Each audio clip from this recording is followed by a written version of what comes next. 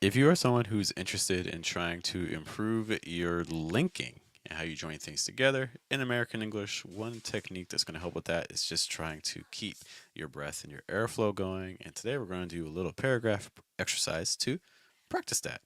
Good morning, guys. Good evening. Good afternoon. Welcome to your daily American English pronunciation show, which is Wake Up American. We're here Monday through Friday, typically between the hours of 7 and 8 a.m. to make sure that you can get in your 5 to 10 minutes of pronunciation practice for today.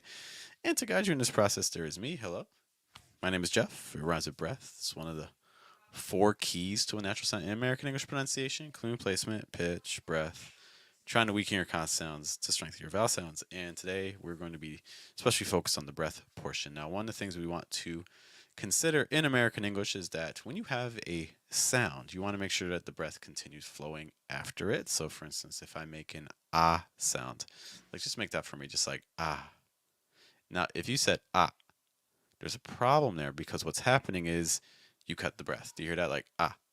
And if you're coming from a lot of languages, like a Romance language, like Spanish or Italian, if you're coming from like a Slavic language, um, a lot of Asian languages, what ends up happening is there's a lot of this cutting. Whereas American English in general, we really want to smooth things out and keep flowing. This is fundamental for getting the right sound. Hello to Douglas. Thanks for checking in.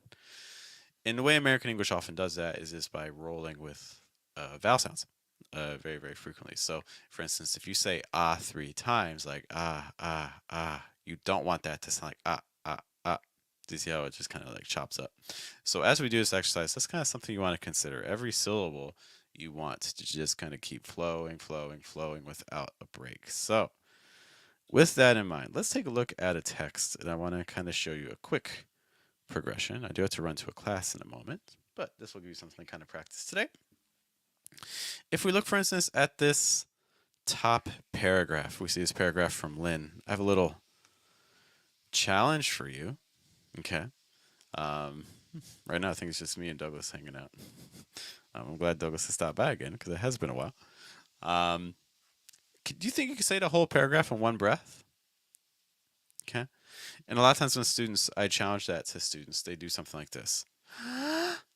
Is a hypothetical exhibition about motherhood, for example, one that piques my interest because I'm thinking about motherhood as a performance that deals with climate change? Or no, I don't want you to read like that. Okay, so I want you to try to read that whole first paragraph, but try not to read like that. Instead, can you read it at a more natural pace? And in fact, if we're reading at a more natural pace, that probably means we're going to have some things happening, right? It probably means we're going to have some thought groups. So let's kind of mark some things off a little bit here. So I'm going to just identify some thought groups where we have one group of words before it moves on to the next. So maybe we'll have one here.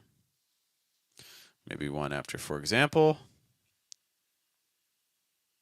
So maybe we'll have one after I'm. Maybe after motherhood. After climate change, conundrums, and fascinated by that. So now I have different thought groups. Well, that's really helpful for me because now I can think about things like stressed words and things like that. There's a lot of options with stressed words, so for now I'm just going to worry about thought groups. You can try different thought groups on your own. Um, Douglas mentioning my native language, I don't read like that. But I don't know why I tend to read like this in English. Yeah, I mean, it's part of it is the challenge too, right? Where I'm just like, hey, read the whole thing, and you're like, and then just going. Okay, so I totally understand. But let's try with this sort of practice. So now we have the thought groups to kind of pace ourselves. The other thing I want you to think about is as you change the thought group, change the pitch. As you do this, keep the breath flowing. No inhaling. Just keep the breath flowing. Don't take in more air. Just use the air you have. To give you an example, is this hypothetical exhibition about motherhood, for example? Do you see how I just dropped in pitch? Is this hypothetical exhibition about motherhood, for example, one that piques my interest because I'm thinking about motherhood? Is it a performance that deals with climate change or ecological conundrums? And I'm very fascinated about that. So do you see that there I added some pauses, but I didn't take in breath. Okay, so even though I paused, I didn't go like, okay. The other thing I did is that every time I changed the thought group, I changed the pitch level. Okay.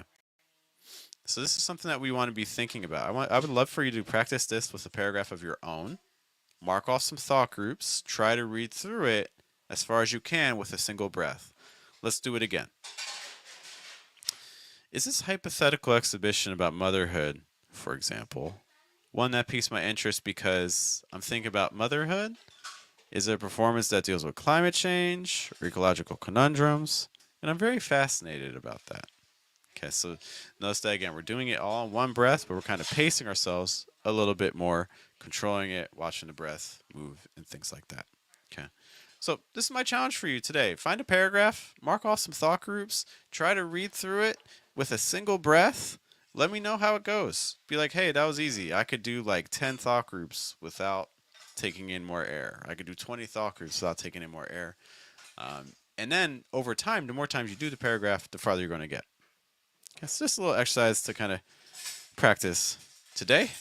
I do it to run to a class, but hey guys, thanks for hanging out with me. There's a million pronunciation resources out there, so the fact that you're here with me, hanging out with Douglas, that's greatly appreciated. Once again, my name is Jeff. It rhymes with breath. It's one of the 4 keys in that sound in American English: placement, pitch, breath, trying to weaken your consonant sounds. I will see you all later. Hope you guys have a good weekend. Have a good day. Have a good night and a good afternoon. You take care.